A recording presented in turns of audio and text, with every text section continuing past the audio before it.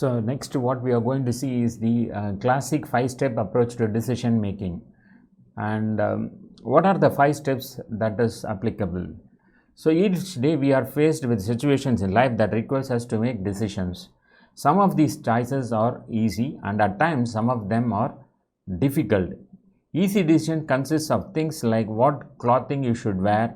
Most people choose what to wear based on the season of the year and the weather of the day and where they might be going. So other easy decision consists of things like what to eat, what movie to see and what television programs to watch. Decisions that seems to be most difficult are those that require a deeper level of thought. Examples of difficult decisions consist of things like where to attend college, what career path would be best, and or whether or not to marry and start a family. These type of decisions are difficult because they are life-changing decisions. They shape who we are and they shape our future. Making good decisions is a method that must be learned. It is not something which we are innately born, but merely a step-by-step process that is usually ascertained from life experience. Most adults know that experience can be a costly, ineffective teacher that teaches more bad habit than good. And because decisions can vary so obviously from one situation to the next, the experience gained from making the important decision is often times of little or no use when another decision making problem arises. When decision making, there are many steps that can be taken, but when making good decisions, there are really only 5 steps that need to be considered. So let us see one after the another. The step 1 is define the objective, second one is collect relevant information, and the third one is general feasible options, and fourth one making the decision, and finally implement and evaluation. So ultimately this is trying to say that first we need to plan, then we need to chart it out, okay, then the feasible option, and then take the decision, and finally implement or execute. So what is the objective? Defining the objective. First we need to identify the goal. One of the most effective decision making strategies is to keep an eye on your goal or the objective. This simply means identifying the purpose of your decision by asking yourself what exactly is the problem that needs to be solved and why does this problem need to be solved, or what is the objective.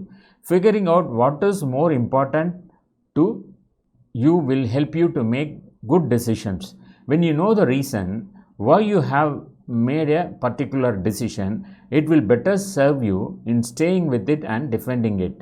Next is collect relevant information, that is gather the information for weighing your options. When making good decisions, it is best to gather necessary information that is directly related to the problem. Doing this will help you to better understand what needs to be done in solving the problem and will also help to generate ideas for a possible solution.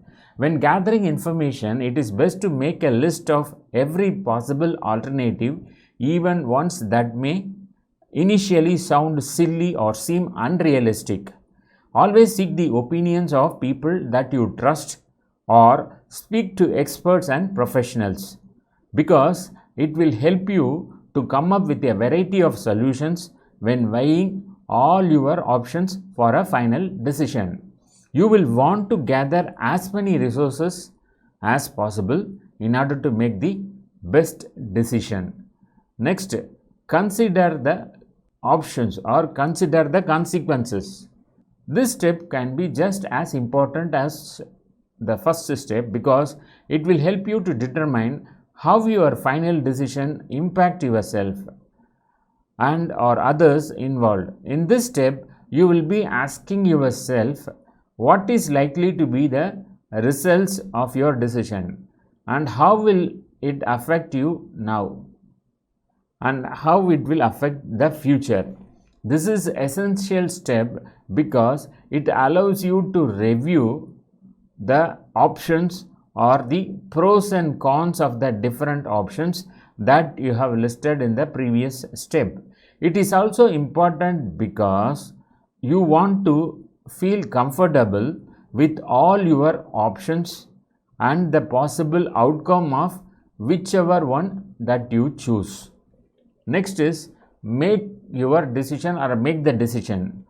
Now that you have identified your goal, gathered all necessary information and weighed the consequences or looked at the feasible options, it is now time to make a choice and actually execute your final decision. Understanding that this step can cause some people a lot of anxiety, that is important because it is the moment or it is the time where you have to trust your instincts. Although you may still be slightly indecisive about your final decision, you have to take into account how this makes you feel. Ask yourself, does it feel right? And does this decision work best for you now and in the future? When you answer those questions back, you should feel good about the result. So, making the decision is another key point as far as approach to decision making. Next is implement and evaluation, or you have to evaluate the decision before it is being implemented. Once you have made your final decision and put it into action, it is necessary to evaluate the decision and the steps you have taken to ensure that it works. This final step is probably just as important as step 1, if not more important, because it will help you to further develop your decision making skills for future problems. This step is also fundamental because it may require you to seek out new information and make some changes along the way. Remember, this step requires some patience and it can also encourage perseverance. Why? Because it may take some time to see the final outcome. Recognizing that if the first decision is not working, you may have to go back to step 2 and choose another option. Always look for anticipating and unexpected problems, which will help alleviate undue stress if and when a problem occurs. Although these 5 steps can help assist in simplifying the decision making process, there are some common drawbacks that you must also take into account.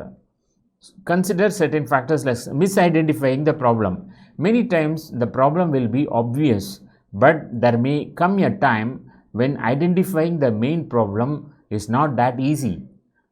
When this issue arises, figuring out exactly what it is and where you need to focus your efforts will save you from time and energy in the long run.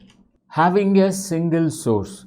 When considering the consequences, you must be open to a broad choice of solution or alternatives in order to find the best solution. This can become a problem if you rely solely on a single source of information, because that one source may not be reliable or may not be completely in line with the problem, thus altering your chances of making the best decision. Next is having too many sources. Having a variety of sources is usually not a bad thing, but not in every situation. Collecting as much information as possible can be very helpful at arriving to a decision, but an overload of information can leave you confused and misguided and prevents you from following your intuition. Remember, trusting your gut instincts is a major key to making good decisions. Overestimating the outcome. When making a decision and putting your plan into action, you should have taken care to weigh all your valid options. Making a decision based upon an outcome that may not be plausible will not help you to solve the problem. And next is poor timing. Time can be a futile friend. Sometimes it is good and sometimes it is not. When making major decisions, it is beneficial to take your time in order to make the best choice from your options. But understanding the timing process is crucial because sometimes it is best to delay a decision, and other times delaying a response can cause more problems. There are also times when making a quick decision is advantageous because it allows you more time to make necessary changes and should problem arise. So in summary, we all have to make many decisions throughout our daily lives. Some of these decisions require little effort while others require more time and deeper thought before coming to a final solution. Remember these basic steps to get decision making. Why? Is those 5 the ideal number? A significant part of decision making skills is understanding and knowing a simple technique and also regularly practicing that technique.